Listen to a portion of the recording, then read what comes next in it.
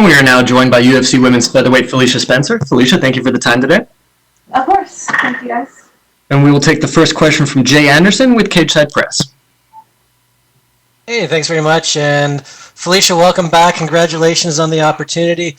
I wanted to start off by asking about some of the great Canadian fighters over the years. I mean, there's been a bunch. Only a couple have worn gold in the UFC, though. Carlos Newton, GSP. Have you thought about what it would be like to be in that sort of company with a win here? Yeah, it's kind of crazy to be. Like, I've been telling everyone, people keep putting me in the same sentence as GSP this week, and it's pretty awesome. So, I'll kind of bathe in that glory after I get the belt, so I know I have a job to do first. But it is, the idea of being in that great company and being able to hold the belt up and have a whole nation stand behind me is pretty awesome. The poster for UFC 250 actually has you and Amanda sporting national colors, Brazil versus Canada kind of feel. Are you a fan of that? Is it extra motivation, or do you try and take this as just any other fight? Well, it's always any other fight. I always have, someone standing in front of me I need to take out. But it is a really cool. I love the poster. I think it's really cool. The look of it draws a lot of like national pride out of people, especially from those nations. And even though we both live in Florida and I am dual citizen, it's like the Canadian people have really gotten behind me, and I'm so proud to be a part of, part of their sports athletes that they look up to and they want to support. So yeah, I love the posters. The fight being pushed back, and it's also no longer in Brazil, which it would have been originally. How does that work out for you? Does it work into your favor just a little because now you're not going into enemy territory? That never fazed me. I always just kind of roll with the punches, and I've been in crowds that boo me, and I know the Brazilian fans are very, proud of their Brazilian champions, and it would have probably felt a little different. But honestly, none of that really intimidated me or scared me. Like I was excited to go to Brazil. My team was excited to go. Obviously, when things changed, when things got a little crazy with the world, we didn't want to go on an airplane anymore. That was kind of the thing. And it ended up working out great that it was here in Vegas, and yeah, now we're here. I mean, it definitely got. We just had to live day by day, So I didn't. As time went on during the camp, I didn't set expectations for how things would go, where we would be. We didn't know a few weeks ago where we would be. So that way, you don't ever have any letdowns or expectations to try to live up to. So I'm really good at rolling with the punches here. Speaking of the camp, I mean, through these last couple of events, we've been asking fighters, what does camp look like during a pandemic? So how have things been for you down in Florida preparing for this? Has there been much of a change from your usual routine? Definitely a big change. Normally I spend a lot of hours at the gym, but it's a lot of it is teaching, or we're doing group classes and doing the slow drilling, and excuse me. For this camp, things switched right away. Everything was closed, but I did have access to the gym privately. It was behind closed doors. I had 2 training partners that my team, we talked and kind of picked the ideal people to work with to get ready for Amanda. Even though having more bodies is always awesome, I think I picked the right training partners to get me ready for this moment. So yeah, I had 2 people. We all had a very serious agreement, discussion about being responsible with ourselves outside of the hour we spent together every day. Just following protocols and trusting each other to do that, because we were. At the time, it's kind of like almost like risky behavior to have contact with a human, So, but yeah, we worked through it. My team was fully behind this opportunity. They bent over backwards to help me. And aside from that, a little bit of time in the gym, which was great. I had to do other creative things. Finding my own workouts to do. I was very motivated to work out. So I still did at least usually twice a day doing something, and work in the park. Lots of parks were open for outdoor activities. So we had I got a good tan working out outside more. So yeah, everything I needed, I found a way to make it happen, and I felt great about the camp. Everything we did was 100% intentional and focused on Amanda, which isn't normally how camp goes either. So I got a good one in. Last one for me. Amanda's been on such a great run. So many fighters have tried and failed to get the better of her. What's the key that's going to separate you from those other challengers? I'm me, I'm just different. I feel, every fighter feels different in the cage, of course, but I think I just have a different background, a different skill set, a different pressure, a different grind, and I'm super motivated to take this belt home. I'm hard to take out. It's gonna be, and I know she's hard to take out. I am confident in being able to finish, but if I need to just win every round, that's what I'm gonna need to do, and I'm ready to do that. All right, thanks very much. Best of luck on Saturday. Thank you. And we'll take our next question from Caroline Pierce with BT Sport. BT Sport.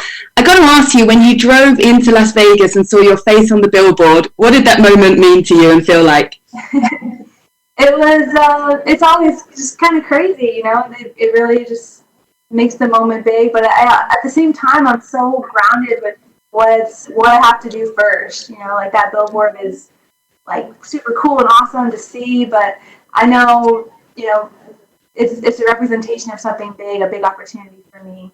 It was definitely reminiscent of seeing a billboard for my first title fight for Invicta, way back in the day, and it just kind of made me feel like all these similarities of, the experiences that I've been having leading up to this moment.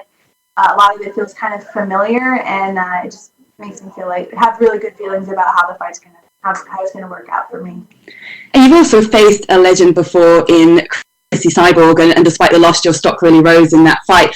Fighting who is the greatest of all time, the GOAT, Amanda Nunes, does that bring any different feeling, whether it be pressure, extra motivation, or just a different sense as to what this is all about for you? It's just as exciting. The big opportunity that I had last summer, it kind of felt like a title fight, and I think a lot of you in media were kind of slipping up and calling it like a title or a 5-round fight because she had held the belt for so long. There's definitely, like I said, all of these experiences that I've had before the UFC and in the UFC, including the Cyborg fight, have just made this moment feel really familiar. This week feels really familiar. I feel so comfortable, like I always do, but, I'm definitely ready for this moment, and you don't always get such a big opportunity, and this is my second big opportunity that I get, so this one's mine. I'm taking this one. Although a lot must feel familiar, as you said, it's got to feel quite different being in Las Vegas when it's so quiet and you're not going to have a crowd, or you're going to be in that smaller octagon. Have you prepared yourself for that in any way? I think we've been preparing for this for months. The whole world we're all adapting and going through normal.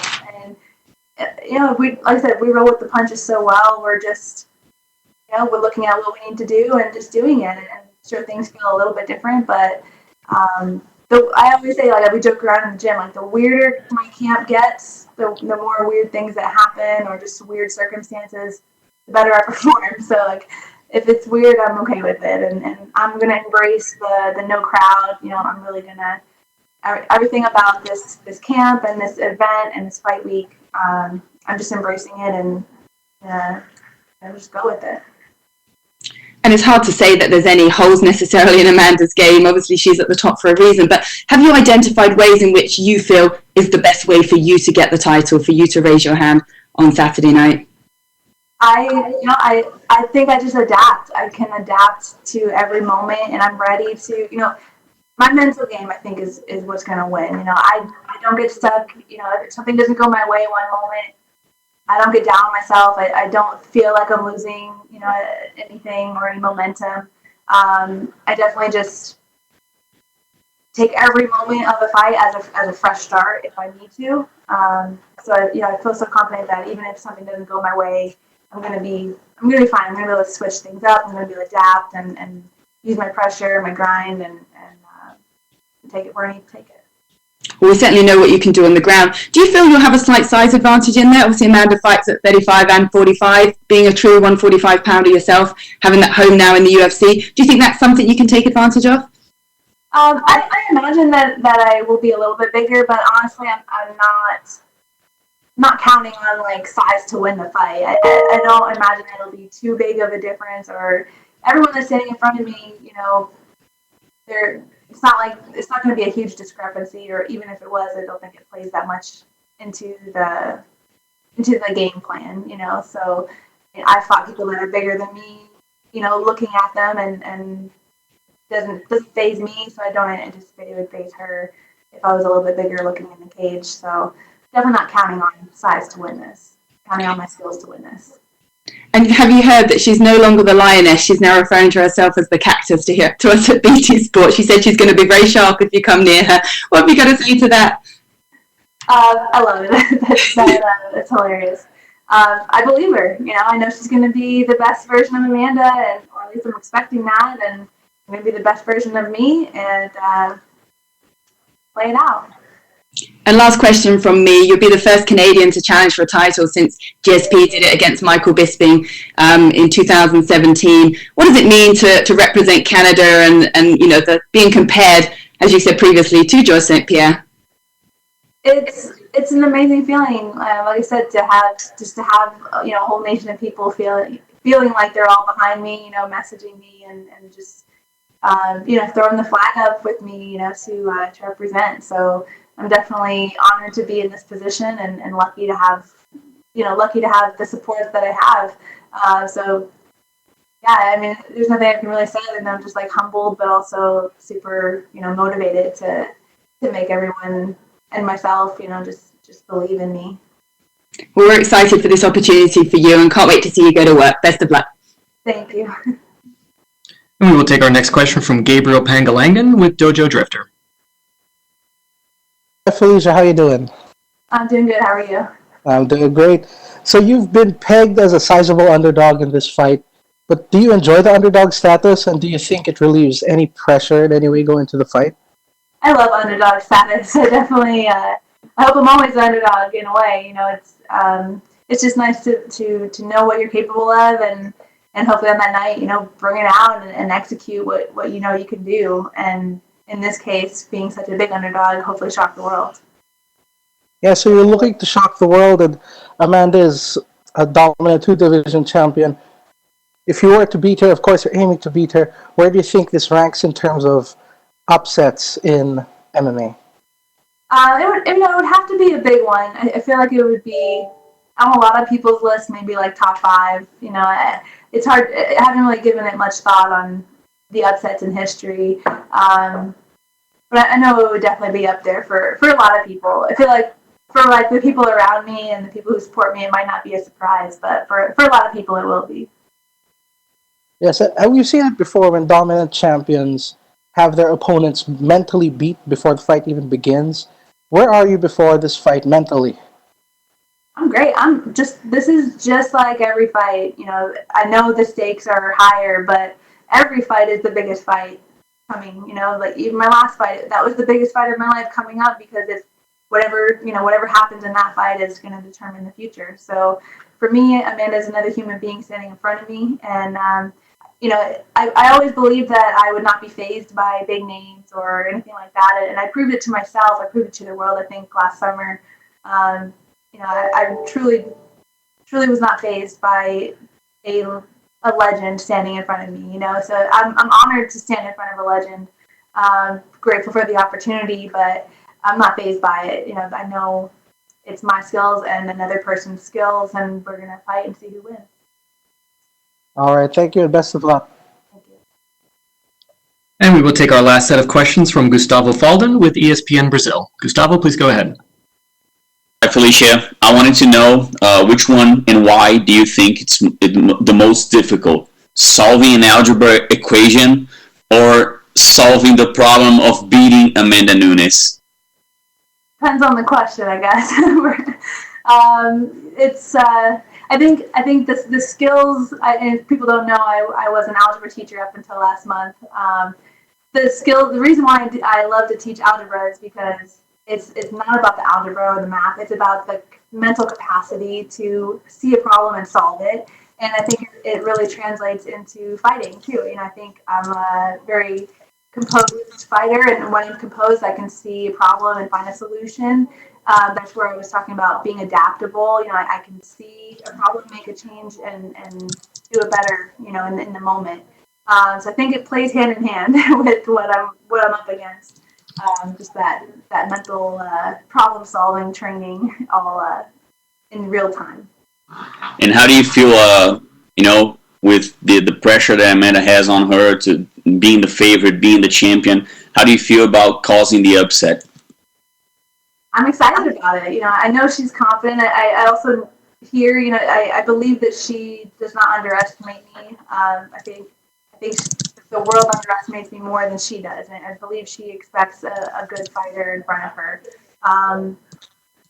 Fortunately, she's going to be fighting me, so I'm going to be not allowing her to make history on Saturday night to her goal to defend both belts simultaneously and be the first to do that. So unfortunately, I won't be, if I have anything to do with it, I won't be letting that happen on Saturday. And the last one, usually we say that race drivers, when they put their helmets on, they become like other person, ultra competitive, and they become like wild. You seem like such a nice person. You're just so cute. And then when you go in the octagon, you transform yourself. Tell us a little bit about that transformation from Felicia outside the octagon and inside the octagon. I don't think that a great fighter has to be walking around in the street with a mean mug or anything like that. Like I still smile all the time. We goof off all the time, all the way up until the fight. But when I walk out to the fight, I understand that there's someone sitting in front of me that is going to try to hurt me. And then it's not just a sport anymore; it's also survival. It's the survival instinct that kicks in when that cage door closes. And if I don't want to be hurt or lose, that's the sport side of it. But if I don't want to be hurt physically, then I need to hurt her, and the next week I look back and maybe feel a little bad about how things, how, punching someone or ground and pound or choking. It's like, but none of that matters in the cage. I'm there to be violent. I'm there to destroy in front of me, so that it's kind of like self-preservation. If it's not her, it's me. So I need to make sure it's her that's getting hit or choked or whatever the case, whatever it may be.